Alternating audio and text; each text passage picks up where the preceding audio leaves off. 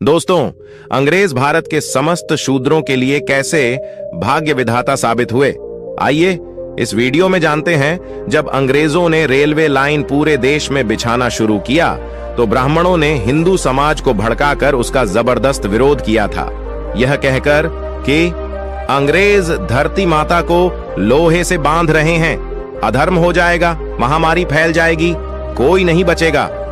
कई जगहों पर दिन में लाइन बिछाई जाती थी और रात को उखड़वा दी जाती थी। कहीं कहीं तो धार्मिक भावना भड़काकर देवी देवता की मूर्ति स्थापित कर लाइन उखाड़कर रातों रात मंदिर बनवा देते थे।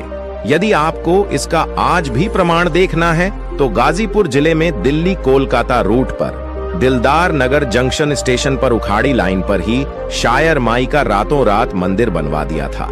अंधविश्वासी जनता के जबरदस्त विरोध के कारण अंग्रेज मंदिर नहीं हटावा पाए थे, इसलिए ट्रैक को उन्हें मोड़ना पड़ा। आज भी दो ट्रैक के बीचों बीच यह मंदिर मौजूद है। ब्राह्मणों ने रेलवे का विरोध इसलिए किया था कि हम लोग शूद्र के साथ नहीं बैठ सकते हैं, पृथ्वी पर अधर्म हो जाएगा। हम लोगों के लिए अलग बोगी, नहीं तो डब्बे में ही अलग से ऊंची सीट ब्राह्मणों के लिए बनाना पड़ेगा, तभी हिंदू धर्म की पवित्रता बनी रहेगी। ब्राह्मणों के विरोध के बावजूद अंग्रेजों ने रेलवे के रूप में बहुत बड़ा उपक्रम भारतीयों को दिया, एक नरबली, जो कि शूद्रों की दी जाती थी। अंग्रेजों ने इसे रोकने के लिए 1830 में कानून बनाया था। 2 ब्राह्मण जज पर रोक। सन 1919 ईस्वी में अंग्रेजों ने ब्राह्मणों के जज बनने पर रोक लगा दी थी। अंग्रेजों ने कहा था कि इनका चरित्र न्यायिक नहीं होता है। 3 शासन में ब्राह्मण को शासन व्यवस्था पर ब्राह्मणों का 100% तक कब्जा था। अंग्रेजों ने इन्हें 2.5% पर लाकर खड़ा कर दिया था। 4 संपत्ति का अधिकार। अंग्रेजों ने अधिनियम 11 के तहत शूद्रों को 1703 ईस्वी में संपत्ति रखने का अधिकार दिया था। 5 देवदासी प्रथा अंग्रेजों ने ही बंद कराई। इस प्रथा में यह होता था कि शूद्र समाज की लड़कियां मंदिरों में देवदासी के रूप में रहती थीं। पंडा पुजारी उनके साथ छोटी उम्र में बलात्कार करना शुरू कर देते थे और उनसे जो बच्चा पैदा होता था उसे हरिजन कहते थे। 6 नववधू शुद्धिकरण प्रथा। सन 1819 से पहले किसी शूद्र की शादी होती थी तो ब्राह्मण उसका शुद्धिकरण करने के लिए नववधू को 3 दिन अपने पास रखते थे, उसके उपरांत उसको घर भेजते थे। इस प्रथा को अंग्रेजों ने 1819 ईस्वी में बंद करवाया।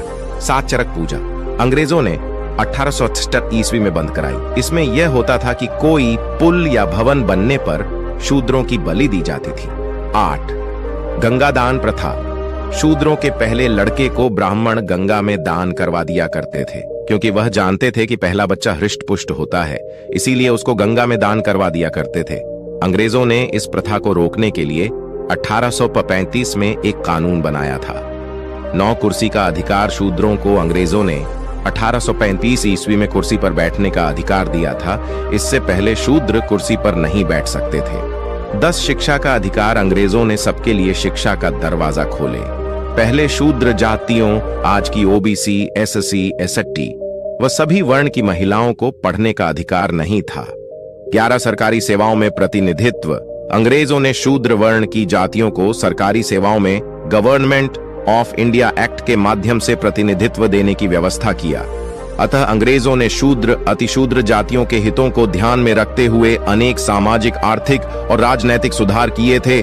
First India act, second India act, अंत में संविधान को बनवाने में अंग्रेजों की काफी अहम भूमिका रही थी। महात्मा ज्योतिबा फुले ने तो यहां तक कह दिया था कि शूद्र अतिशूद्र के लिए अंग्रेज भगवान बनकर आए हैं। दोस्तों, अगर वीडियो पसंद आया हो तो चैनल को सब्सक्राइब कर दे और लाइक कर दे और शेयर करें। आपका दिन शुभ हो। जय भीम।